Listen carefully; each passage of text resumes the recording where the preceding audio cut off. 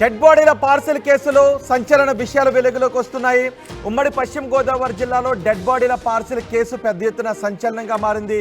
పెద్ద ఎత్తున జిల్లా వ్యాప్తంగా రాష్ట్ర వ్యాప్తంగా ఈ వార్త సంచలనంగా మారిన నేపథ్యంలో పోలీసులు చాలా ప్రెస్టీజియస్గా తీసుకుని ఎంక్వైరీ చేస్తే అసలు నిందితుల వివరాలు బయటకు వచ్చాయి. అసలు నిందితులను పట్టుకుని విచారిస్తూ ఉంటే ఇంకా సంచలన విషయాలు బయటకు వస్తున్నాయి. ఇప్పటికే పోలీసుల అదుపులో నిందితుడు శ్రీధర్ వర్మ ఉన్నాడు. శ్రీధర్ వర్మ నిత్య పెళ్లి కొడుకుగా తెలుస్తుంది. శ్రీధర్ వర్మ ఇప్పటికే 2-3 పెళ్లిళ్ళు కూడా చేసుకున్నాడు. ఇప్పుడు మీరు ఆర్టీవీ స్క్రీన్ పైన చూస్తున్న ఈ వ్యక్తే శ్రీధర్ వర్మ. వదినకు డెడ్ బాడీని పార్సెల్ చేసి పంపించింది ఇప్పుడు మీరు ఆర్టీవీలో చూస్తున్న ఈ వ్యక్తే. ఇతడు 2-3 పెళ్లిళ్ళు కూడా చేసుకున్నాడు.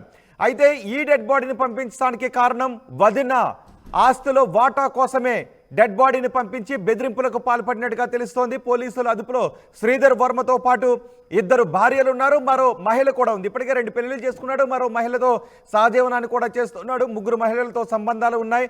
ఈ నేపథ్యంలో వదినకు కూడా బెదిరింపులకు దిగాడు.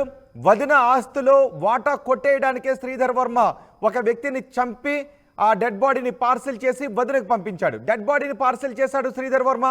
శ్రీధర్ వర్మ చేతిలో హత్యకు గురయ్యాడు బర్రే పర్లయ్య.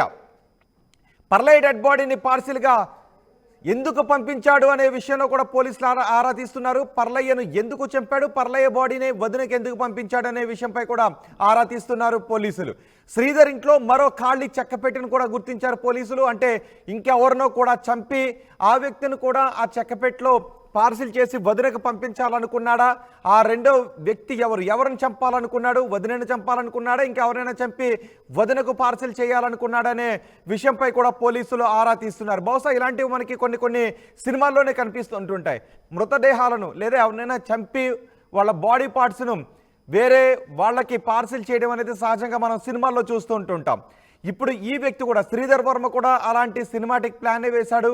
కానీ ఒక అమాయకుడిని చంపేశాడు. బర్రె పర్లయ్యను చంపేసి ఆ మనిషిని ఆ వ్యక్తిని ఒక చెక్కపెట్టెలో పెట్టి పార్సిల్ చేసి వదినకు పార్సిల్గా పంపించాడు. ఇప్పుడు మరో చెక్కపెట్టెను కూడా సిద్ధం చేసుకుని ఉంచుకున్నాడు. ఆ చెక్కపెట్టెలో ఎవరి బాడీని పార్సిల్గా పంపించాలనుకున్నాడు, వదిన్నే చంపేయాలనుకున్నాడా, లేదా తను ఆల్రెడీ పెళ్లి చేసుకున్న 2-3 భార్యలు ఉన్నారు కాబట్టి వాళ్ళని ఎవరినైనా చంపి పార్సిల్ చేయాలనుకున్నాడా అనే విషయంపై కూడా పోలీసులు ఆరా తీస్తున్నారు. రెండో చెక్కపెట్టెపై కూడా శ్రీధర్ను పోలీసులు ప్రశ్నిస్తున్నారు.